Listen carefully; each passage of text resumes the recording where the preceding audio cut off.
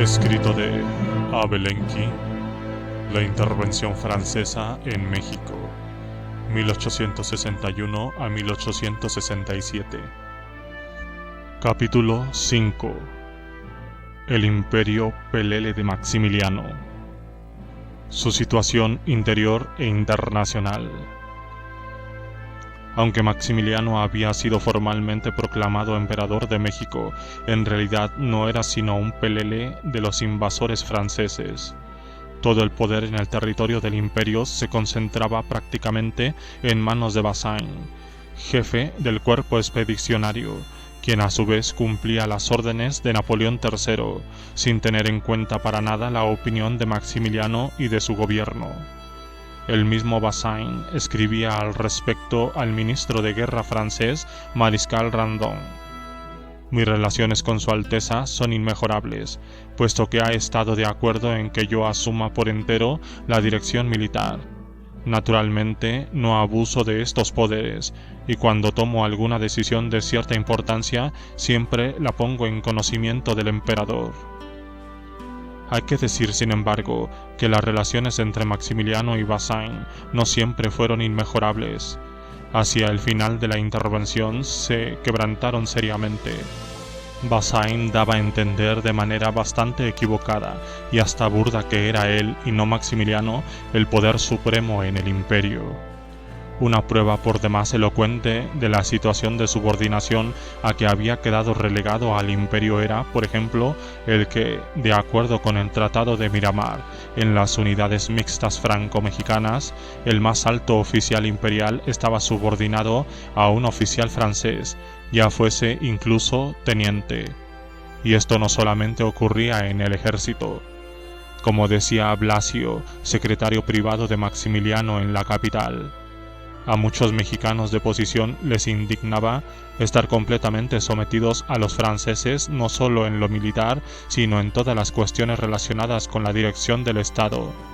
El descontento de los conservadores era aún mayor porque el propio Maximiliano se había rodeado de consejeros extranjeros y su gabinete imperial privado estaba compuesto de alemanes, franceses, belgas, húngaros, etc., sin que hubiera uno solo mexicano. El papel de Maximiliano se reducía a servir, primero, de escudo a la camarilla militar francesa para que éste pudiese gobernar a México a sus anchas hasta su completa pacificación, y en encubrir después el dominio de la burguesía francesa sobre el país. No en vano, desde el comienzo mismo de la intervención, la prensa francesa anunciaba que las tropas de Napoleón III se dirigían a México para crear en este país algo así como un segundo Argel. Los contemporáneos nos han dejado múltiples testimonios que prueban cómo la camarilla militar francesa hacía su santa voluntad, prescindiendo de Maximiliano y de sus autoridades. Solo citaremos algunos ejemplos característicos. El ordenanza del general francés Aymar ofendió públicamente al ayuntamiento del prefecto de la ciudad de León y fue encarcelado por ofender a un funcionario imperial. Entonces Aymar ordenó a sus soldados romper la puerta de la prisión y poner en libertad a su hombre. A comienzos de 1867, las autoridades imperiales detuvieron a un tal Garay, acusándolo de mantener relaciones con los republicanos. El detenido tenía en su poder un pase extendido por las autoridades militares francesas y recurrió a ellas. Bazaine exigió que fuese puesto inmediatamente en libertad. La Secretaría de Gobernación del Imperio se negó a hacerlo así y el diario Patrie, al referirse al incidente, tuvo palabras no muy respetuosas para Bazaine. La reacción no se hizo esperar. El francés ordenó detener en el acto al director del periódico y al jefe de la policía imperial y los tuvieron encarcelados hasta que Garay fue puesto en libertad. En el curso de los años 1864 a 1865, los franceses lograron ocupar las ciudades más importantes de México. El 11 de diciembre de 1865 entraron en Chihuahua, quinta capital del gobierno de Juárez. El gobierno republicano trasladóse a Paso del Norte, en la frontera con los Estados Unidos. En marzo de 1866, las tropas republicanas volvieron a ocupar sin esfuerzo alguno Chihuahua, en cuanto los franceses abandonaron la ciudad. La población esperaba impaciente a los republicanos y la guarnición no opuso resistencia alguna. Así ocurría en todas partes. Maximiliano solo controlaba el territorio a donde alcanzaba la artillería francesa. Y como el ejército francés con sus 40.000 hombres no podía ocupar todas las ciudades, todos los pueblos del país, se sobreentiende que incluso en los mejores tiempos la mayoría de la población escapaba al control del imperio. No acababa Bazaine de sofocar la rebelión en una provincia cuando ésta ya estallaba en otra. Incluso en la capital llegaron a celebrarse más de una manifestación a favor de Juárez y contra Maximiliano y los invasores. No es de extrañar, pues, que el emperador se sintiese tranquilo solamente en su palacio de Chapultepec, custodiado por una guardia especial, profusamente dotada de artillería. Si algo le servía de consuelo, era el reconocimiento de su gobierno por los principales países europeos. El Papa Pío IX fue el primero en bendecir a Maximiliano como emperador de México. Hacia finales del imperio en México estaban representados diplomáticamente Francia, Inglaterra, Austria, Prusia, España, Italia, Portugal y Bélgica. Merece un párrafo aparte la actitud que asumió Rusia hacia el imperio mexicano. Es sabido que la posición de Rusia frente a la guerra civil en Estados Unidos era diferente a la de Inglaterra y Francia. A diferencia de estos dos países, Rusia estaba interesada en mantener la integridad de los Estados Unidos. El gobierno ruso se oponía decididamente a que los países europeos se inmiscuyesen en los asuntos de Norteamérica y, en noviembre de 1862, Gorchakov, ministro del Exterior, rechazó de manera categórica la proposición francesa para una mediación conjunta anglo-franco-rusa en la guerra civil. En el mes de septiembre de 1863 llegaron a Nueva York y San Francisco las escuadras rusas de los almirantes Lesovsky y Popov. Las relaciones con Inglaterra y Francia eran extremadamente tirantes. Ambos países habían querido valerse de la insurrección polaca de 1863 para debilitar las posiciones rusas con el pretexto de defender los intereses de Polonia. El envío de las dos escuadras rusas a los Estados Unidos tenía por fin crear una amenaza en las rutas marítimas mercantes de Inglaterra y presionar así sobre el gobierno británico. Por otra parte, objetivamente, este acto del gobierno ruso venía a reforzar las posiciones de los Estados Unidos. No es, pues, de suponer que el gobierno zarista viese con buenos ojos la intervención en México, viniendo como venían de los países que a la sazón le eran más hostiles, intervención que además perseguía, entre otros, el fin de inmiscuirse en la guerra civil de los Estados Unidos. La opinión pública rusa, por su parte, estuvo desde el primer momento en contra de la intervención europea en México.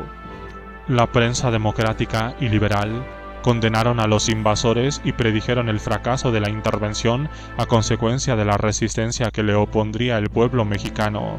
Hasta el órgano oficioso del Ministerio de Exterior, el Journal de San Petersburgo, era por demás excepcional al enjuiciar las perspectivas de los invasores franceses y de Maximiliano en México, y más de una vez llegó a poner en tela de juicio las declaraciones oficiales francesas a propósito de la situación que imperaba allí, así como los demócratas rusos y muy especialmente Chernyshevsky veían con indignación el carácter reaccionario de la intervención y consideraban el gesto de Napoleón III como un atentado a la libertad e independencia de México.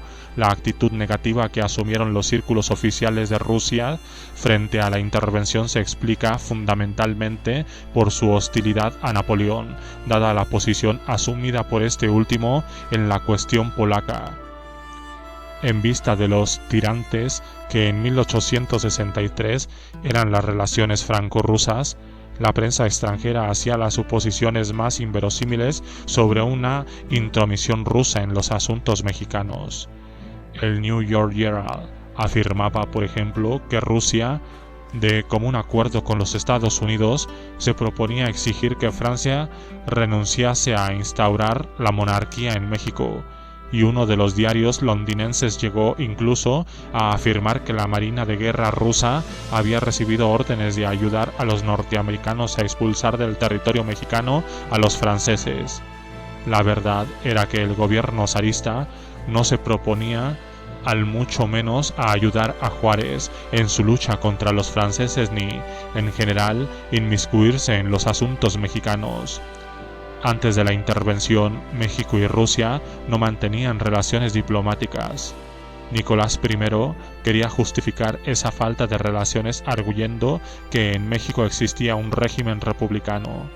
Al quedar proclamado el imperio, este obstáculo desapareció y, por lo visto, las simpatías monárquicas del gobierno zarista prevalecieron sobre su antipatía hacia Maximiliano como testaferro de Napoleón III. En 1865, el gobierno ruso reconoció a Maximiliano y dio su consentimiento para recibir a 2 vicecónsules suyos, en Odessa y Riga. El 8 de mayo de 1866, el ministro plenipotenciario de Maximiliano, Manuel Larrainzar, presentó sus cartas credenciales al emperador Alejandro II. El gobierno zarista, sin embargo, no llegó a enviar a México a su representante diplomático. Caído el imperio, las relaciones diplomáticas entre México y Rusia quedaron rotas automáticamente y solo se reanudaron en 1890. Así pues, todas las potencias del Viejo Mundo habían reconocido a Maximiliano como emperador de México, pero poco le sirvió esto, pues el pueblo mexicano seguía sin reconocerle como tal. En un principio, Maximiliano se entregó de lleno a una actividad legislativa. Volvió a instaurar la Orden de Guadalupe, creada en otros tiempos por Iturbide, y estableció una serie de nuevas órdenes. Los títulos nobiliarios habían sido restablecidos anteriormente por el Consejo de Regencia. Fijó el monto de su lista civil. Elaboró personalmente un detallado ceremonial de palacio en 600 páginas. Instauró el cargo de comisarios imperiales encargados de inspeccionar las provincias. Creó el Consejo de Estado para la redacción de los proyectos de leyes, etc. Los decretos y disposiciones llovían a granel. Desgraciadamente, casi todos ellos se referían a cuestiones muy secundarias, y aquellos que podían tener cierto valor por lo general nunca llegaron a aplicarse. Por lo que se refiere a los principios generales de gobierno, Napoleón III aconsejaba a Maximiliano que su poder fuera absoluto, aunque manteniendo las apariencias de representación popular. A lo que Maximiliano contestaba que cuanto más observaba al pueblo mexicano, más se convencía de que había que hacerlo feliz, sin contar con su participación directa e incluso contra su propia voluntad. Basándose en estos principios, elaboró Maximiliano una constitución provisional de México, que fue dada a la publicidad el 10 de abril de 1865, aniversario de su aceptación de la corona mexicana. De acuerdo con esta constitución, México quedaba proclamado monarquía hereditaria con un emperador católico por monarca. Artículo 1. El emperador gobernaba el país con la ayuda de 9 ministros y un Consejo de Estado, órgano no legislativo sino consultivo. Los ministros eran responsables solamente ante la ley. Artículo 12. Y no ante el Parlamento elegido por el pueblo. El país quedaba dividido en 8 regiones militares y 50 departamentos dirigidos por prefectos designados por el emperador. De esta manera, en lugar de una república representativa, democrática y federal, compuesta de estados libres y soberanos en cuanto a su régimen interior, Constitución de 1857, México quedaba convertido en una monarquía absoluta centralizada. Además, la división del país en departamentos tenía como fin desmembrar toda una serie de estados y anularlos como núcleos únicos de resistencia. El rebelde estado de Michoacán quedaba dividido, por ejemplo, en 4 departamentos. La Constitución proclamaba la igualdad ante la ley, la inviolabilidad del individuo y de la propiedad, la libertad de conciencia y de palabra, artículo 58. Pero en realidad todas estas libertades eran letra muerta. Lo que Maximiliano buscaba ante todo era acabar con la resistencia del pueblo mexicano para afianzar hasta donde fuese posible su posición en el trono, y para conseguirlo el mando francés y el emperador empleaban dos armas. Una, la principal, era el terror. La segunda, el intento de provocar la escisión en el campo republicano mediante la demagogia, que debería reconciliar a los mexicanos con el dominio del invasor y de su criatura Maximiliano. El emperador comprendía que era imposible gobernar únicamente por medio del terror, y se propuso ganarse las simpatías de la población. Podía vérsele a caballo vestido de charro, con su sombrero ancho. Además trataba de ocultar hasta donde era posible sus relaciones con los franceses, pronunciaba siempre sus discursos en español y llegó a recibir una vez a una delegación de auténticos indios paganos salvajes. El emperador visitaba iglesias, escuelas y prisiones y repartía limosnas entre los pobres. No se quedaba atrás su esposa Carlota, mujer de gran carácter que ejerció no poca influencia en Maximiliano. La emperatriz distribuía premios entre los escolares y condecoraciones entre los soldados, visitaba a los enfermos en los hospitales, etc., etc. Pero esta falsa solicitud de los emperadores por sus súbditos no engañaba a los mexicanos, que muy a menudo podían comprobar los verdaderos sentimientos que hacia ellos profesaba la familia real. En 1865, por ejemplo, los voluntarios belgas al servicio de Maximiliano, junto con las unidades del general imperial Méndez, prendieron fuego a la ciudad de Zitácuaro, Michoacán, y saquearon los bienes de sus ciudadanos. Para demostrar su solicitud por el pueblo, Carlota ordenó repartir entre los vecinos de la ciudad y sus alrededores 3,000 pesos y encomendó el reparto al mismo general Méndez. No es de extrañar que tanto los vecinos de Zitácuaro como los indios de sus alrededores rechazasen indignados la limosna de la emperatriz. Pero Maximiliano no se limitaba a esta clase de gestos efectistas.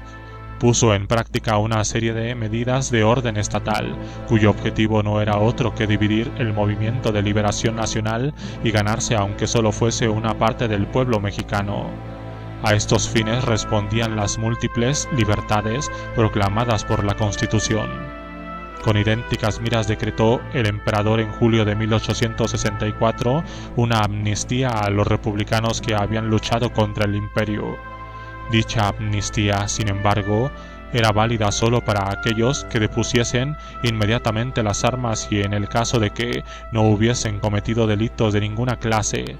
Y como los patriotas no estaban dispuestos a deponer las armas y, por otra parte, todo patriota hecho prisionero era considerado automáticamente un criminal, la amnistía, como tantas otras cosas, no pasó de ser una vana palabrería. Lo mismo sucedió con la supresión de la censura de prensa, decretada por Maximiliano, que nunca llegó a ser realidad. El 3 de noviembre de 1864, Maximiliano dictó instrucciones a los prefectos de la provincia para que renunciasen a partidismos y mostrasen la misma actitud hacia todos los mexicanos y recordasen que el imperio comprende a todos los partidos. Ese mismo día enviaba a su ministro González de León una carta en la que declaraba que todos los destacamentos armados en el país debían ser considerados como gavillas de bandidos y ser perseguidos por las autoridades militares con la mayor energía, haciendo caer sobre ellos todo el rigor de la ley. Basándose en estas instrucciones, los tribunales militares juzgaron a gran número de republicanos. Así eran de falaces todas las medidas liberales del emperador, y solamente quienes carecían de todo sentimiento patriótico podían dejarse engañar. En lo que los invasores y el propio Maximiliano se mostraron un poco más consecuentes fue en relación con las leyes de reforma. Pese a que los clericales esperaban, Forey primero y después Maximiliano se negaron a abolir la libertad de cultos y, lo que es más importante, ratificaron el decreto de nacionalización de los bienes de la Iglesia. Al ratificar las leyes de reforma, Maximiliano y Napoleón, que en realidad era quien le había aconsejado proceder de tal manera, buscaba no solo dividir a los liberales, es que sencillamente no podían proceder de otro modo. En primer lugar, la mayor parte de los bienes eclesiásticos habían sido ya vendida y en algunos casos hasta revendida, y abolir la ley correspondiente significaba enemistarse con sus nuevos propietarios, lo cual hubiese significado agravar aún más la ya pésima situación. Pero además Maximiliano estaba muy necesitado de dinero para pagar la deuda exterior y para conseguir la guerra, y el dinero solo podía salir de la venta de aquellos bienes de la Iglesia que todavía estaban en manos del Estado. De manera que aun siendo un buen católico, como Maximiliano se llamaba a sí mismo, el emperador no podía de ninguna manera acceder a los deseos del clero.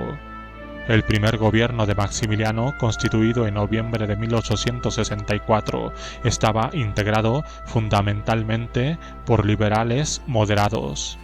Pero pese a que algunos moderados habían accedido a colaborar con el imperio, Maximiliano no había conseguido dividir sustancialmente ni el movimiento liberador en general ni al partido liberal que lo encabezaba.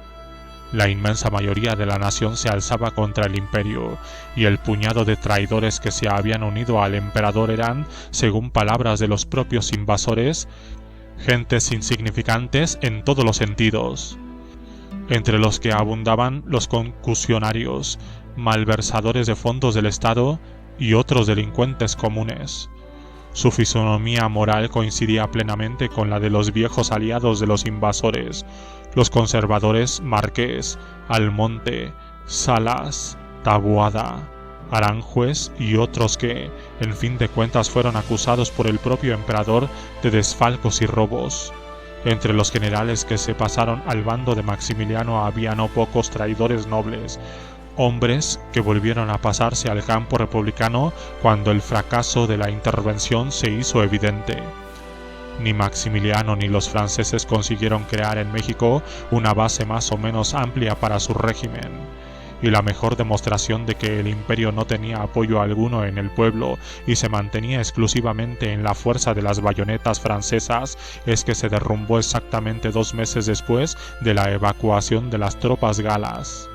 La demagogia liberal de Maximiliano no modificó en nada la actitud que hacia él había asumido la mayoría de la nación, y sin embargo suscitó el descontento entre los pocos que realmente lo seguían, los conservadores y los clericales.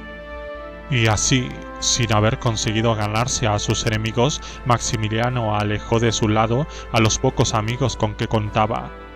Donde suscitó mayor descontento su liberalismo fue en el clero. Entre Maximiliano y los líderes conservadores, así como los prelados de la Iglesia católica e incluso el Papa, surgieron graves fricciones.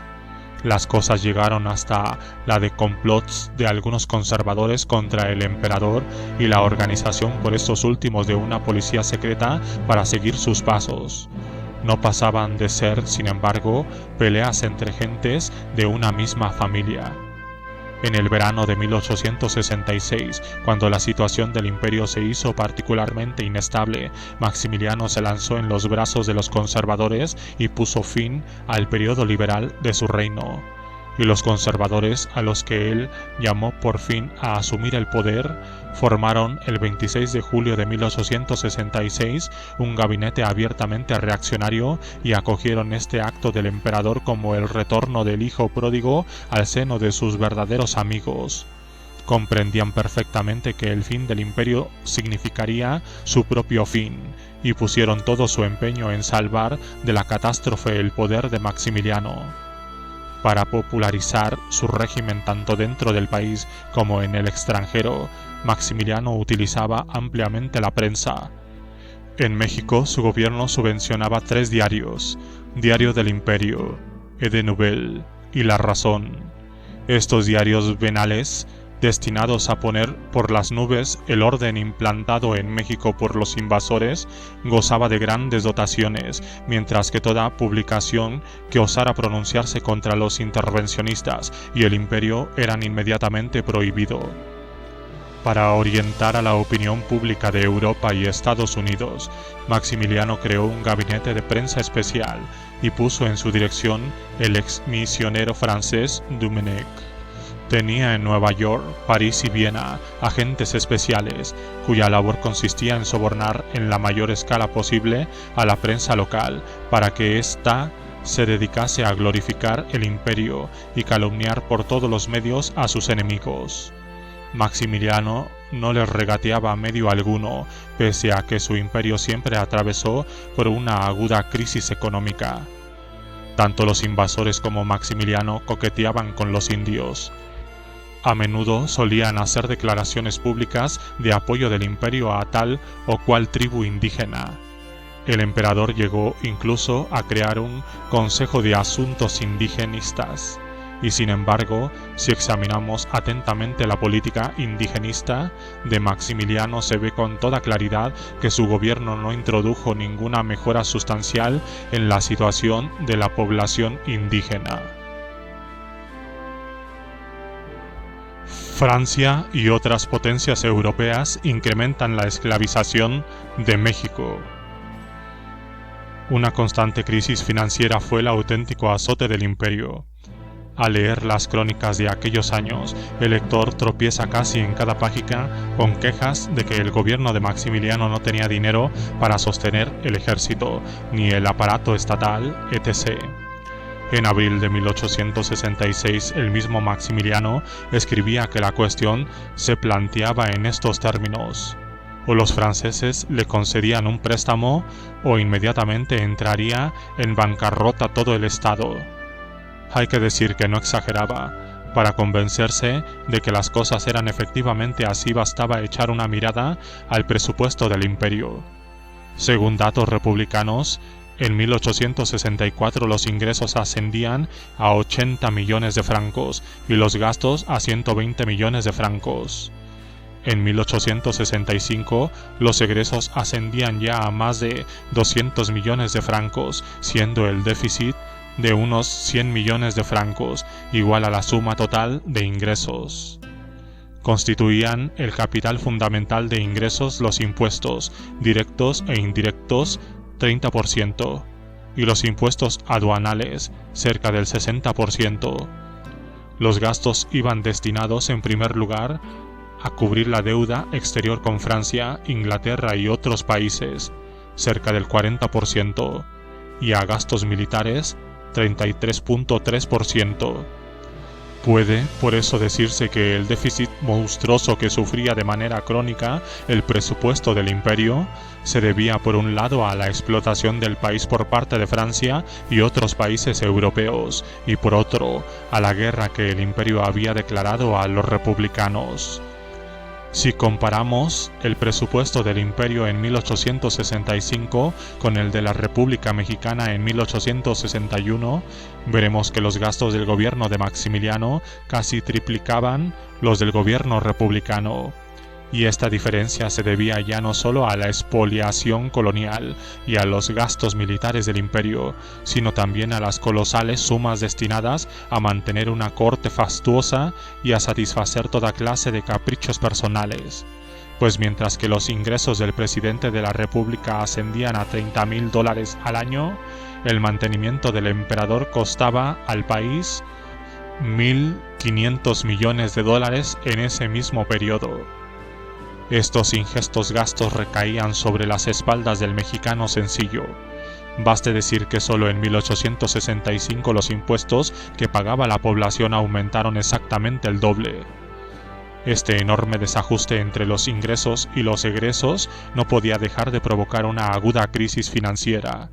Veamos algunos ejemplos que nos darán idea de la magnitud que la crisis alcanzaba.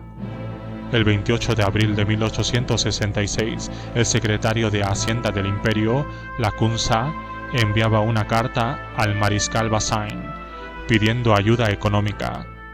Refiriéndose al estado de las finanzas, decía Lacunza que el ejército imperial no recibía casi dinero alguno, razón por la cual la división del general Mejía, por ejemplo, solo podía vivir gracias a la recaudación obligatoria que hacía entre la población, en tanto que el general Quiroga falto de fondos con que mantenía a sus hombres, no solamente imponía a la población recaudaciones obligatorias, sino que había cobrado por adelantado los impuestos de todo un año, por lo cual los vecinos de las regiones donde estaban acantonadas sus tropas habían tenido que huir para no ser víctimas de extorsiones.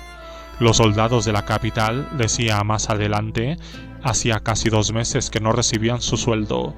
El erario estaba exhausto y la deuda era de más de 300.000 piastras.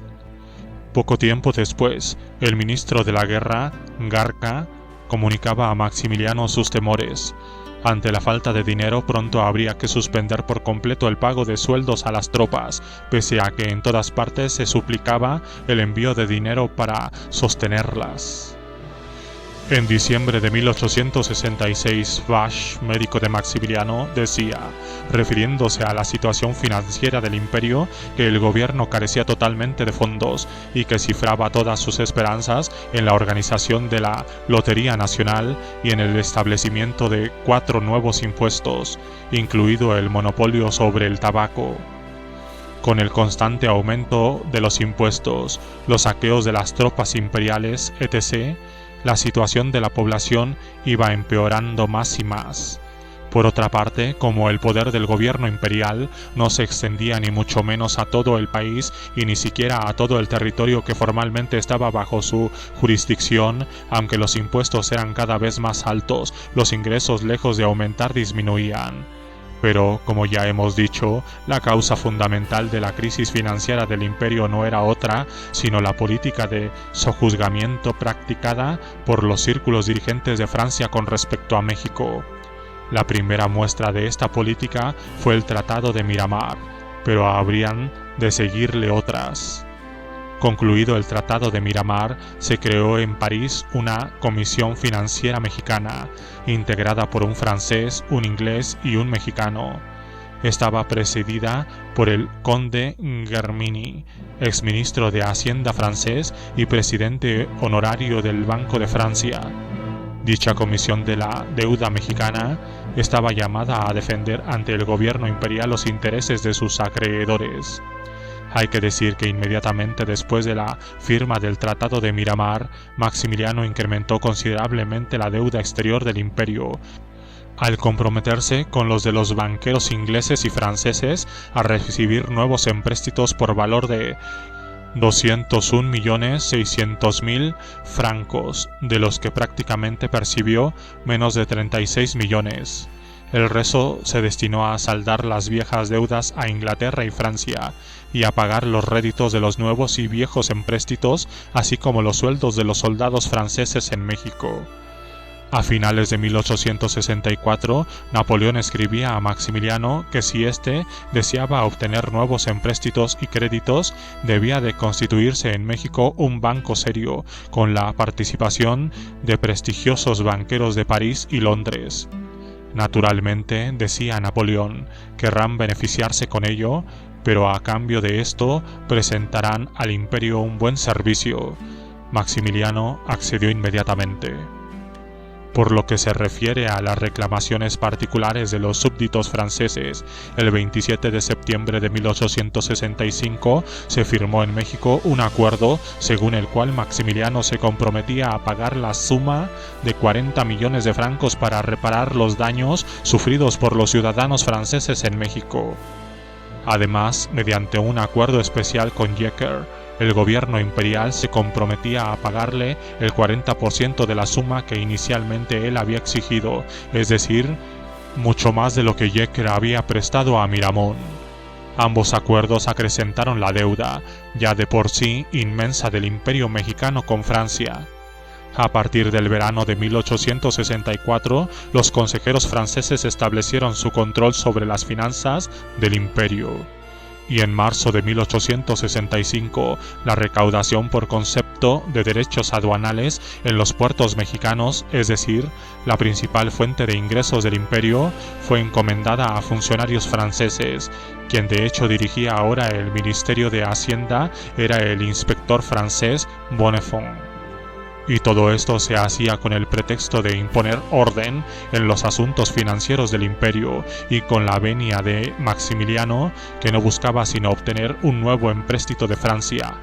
Efectivamente, lo consiguió en abril de 1865. Huelga decir que, como siempre, en las condiciones más onerosas. Nominalmente este nuevo empréstito ascendía a 250 millones de francos, pero el gobierno de Maximiliano no recibió, de hecho, más que 70 millones, es decir, menos de la tercera parte. Así y todo, Napoleón III consideraba que Francia no recibía de México lo suficiente, y por conducto del nuevo consejero de finanzas, Longueuil, que llegó a México en octubre de 1865 y que habría de convertirse en el nuevo ministro sin cartera en el gabinete de Maximiliano, envió a este una carta en la que exigía reducir al máximo los gastos destinados a atender las necesidades propias de México a fin de aumentar las sumas destinadas a Francia. En 1866, cuando la situación de Maximiliano se volvió particularmente grave, el gobierno francés recurrió a un chantaje abierto.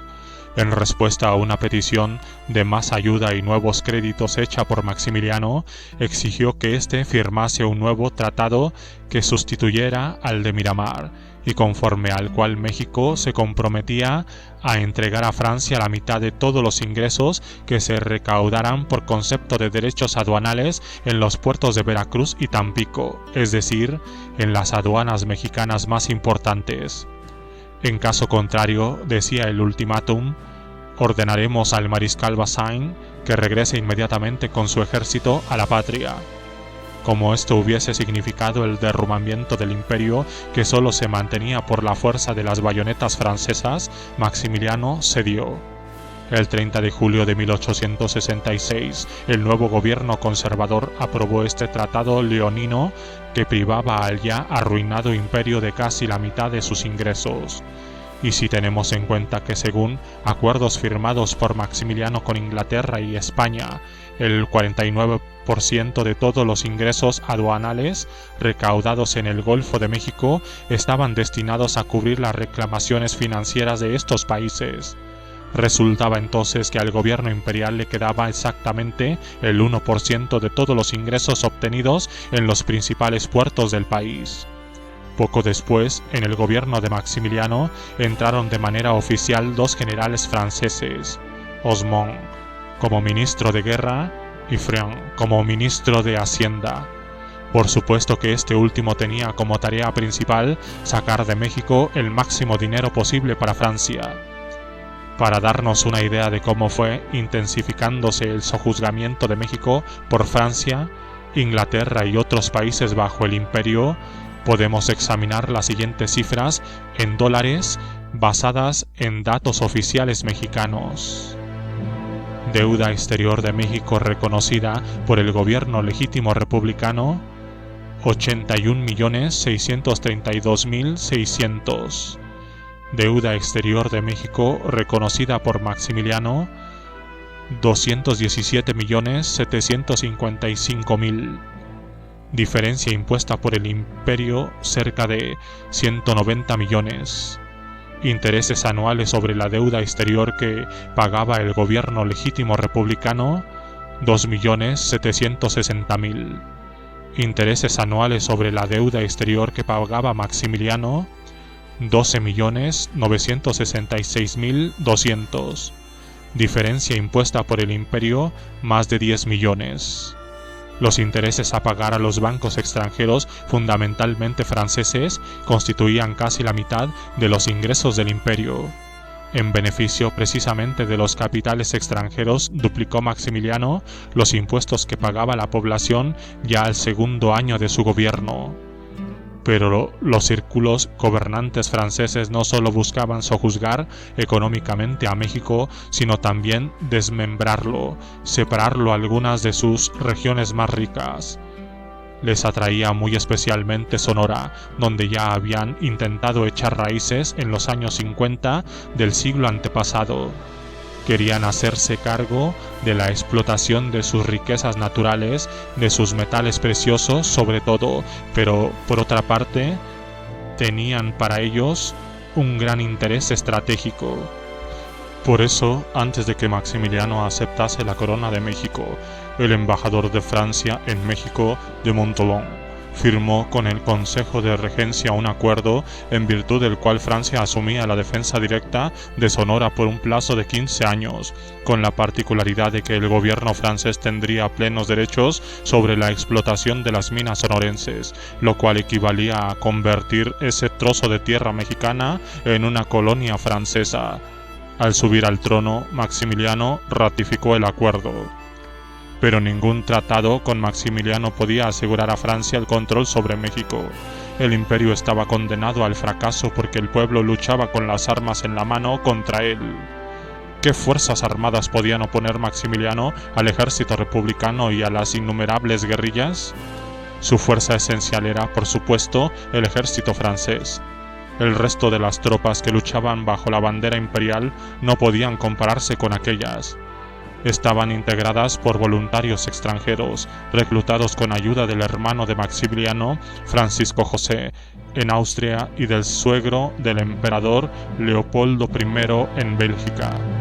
En ellas figuraba además el llamado Ejército Imperial Mexicano. La mayoría de los soldados y oficiales del cuerpo austriaco y de la Legión belga eran militares profesionales y aventureros llegados a México, atraídos por los altos sueldos y otros beneficios ofrecidos por Maximiliano. Había, además de austriacos y belgas, bávaros, prusianos, ingleses, irlandeses, etc. En ambas formaciones la disciplina era pésima. Los casos de deserción en las tropas europeas alcanzaron proporciones nunca vistas. En mayo de 1866, las unidades austriacas y belgas fueron incorporadas a la Legión extranjera francesa, con lo cual su espíritu combativo y su disciplina acabaron por derrumbarse definitivamente. Había días que desertaban de la Legión extranjera hasta 70 personas. Además, todos estos aventureros de diferentes nacionalidades se odiaban mutuamente. Los conflictos, duelos y peleas entre ellos eran cosa corriente, y todos a su vez eran odiados por los oficiales y soldados mexicanos de Maximiliano, a quienes indignaba la preferencia que mostraba el emperador por los mercenarios extranjeros. Todos los contemporáneos coinciden en reconocer que Maximiliano no logró nunca crear un verdadero ejército nacional. Expidió una serie de leyes y decretos sobre el servicio militar obligatorio en noviembre de 1865, sobre la organización y reorganización del ejército mexicano, etc., pero todas estas medidas fracasaron. Ya hemos dicho que las tropas de Maximiliano se pasaban meses enteros sin recibir sueldo y que vivían fundamentalmente del saqueo más o menos descarado. Ya este simple hecho había de conducir inevitablemente a la descomposición del ejército, al relajamiento de la disciplina, a las deserciones, etc. Y así sucedía en realidad. Hay que decir, por otra parte, que las tropas imperiales ofrecían un material muy propicio para estos fenómenos. Los soldados rasos eran en su mayoría campesinos reclutados a la fuerza, o bien gentes desclasadas de la ciudad. Había entre ellos no pocos prisioneros militares a quienes, por falta de elemento humano, eran incorporados a filas una vez terminado el combate. Se comprende que gentes así a la primera oportunidad se pasasen al campo republicano. Por lo que toca a los comandantes, eran hombres de poca preparación militar, pues solamente en contados casos había hecho estudios especiales y la mayoría se habían asignado por iniciativa propia el grado de coronel e incluso el de general. Por regla general, tampoco brillaban por sus cualidades morales. Había incluso entre ellos verdaderos bandidos que se valían del uniforme militar para legalizar sus actos de pillaje. En muchas ocasiones las unidades imperiales estaban formadas literalmente por generales sin ejércitos. Por ejemplo, la caballería del general Laurent estaba compuesta por 41 oficiales y 9 soldados, y todo el ejército del general Moreno contaba con 28 oficiales y 38 soldados rasos. Aunque nominalmente el ejército de Maximiliano se componía de decenas de miles de hombres, en realidad, incluso en sus mejores tiempos jamás contó con más de 6 a 7 mil mexicanos. A mediados de 1866 se hizo evidente que la situación del imperio era insostenible.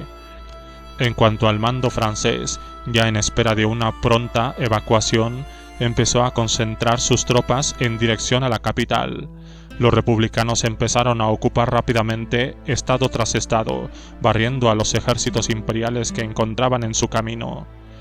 Al finalizar el verano de 1866, todo el norte de México y gran parte de los estados del sur estaban ya en poder de los republicanos. Napoleón III quiso entonces obligar a Maximiliano a renunciar al trono, pues comprendía que su permanencia en México ya no podía reportar ninguna utilidad a los círculos gobernantes franceses. Su muerte, en caso que fracasara rotundamente la intervención, no contribuiría en absoluto a la popularidad del emperador francés como protector del imperio mexicano. Además, el gobierno francés tenía aún la esperanza de que si Maximiliano renunciaba a tiempo todavía sería posible llegar a un acuerdo con el nuevo gobierno de México respecto a la satisfacción de las reclamaciones de Francia. Así pues, con el fin de obligar a Maximiliano a renunciar al trono, en otoño de 1866 fue enviado a México en misión secreta el general Castelnau, ayudante de Napoleón III, a quien le prestaron pleno apoyo el mariscal Bazaine y el embajador francés Denot. Maximiliano vaciló durante corto tiempo. Unas veces decía estar decidido a abandonar México, otras a permanecer aquí. En 2 ocasiones quiso renunciar al trono y regresar a Europa, en julio y noviembre de 1866. A finales del mes de noviembre, el Consejo Imperial de Ministros se pronunció contra la abdicación de Maximiliano. Entonces a mediados del mes de enero de 1867, convocó una nueva asamblea de notables que ratificó esta decisión.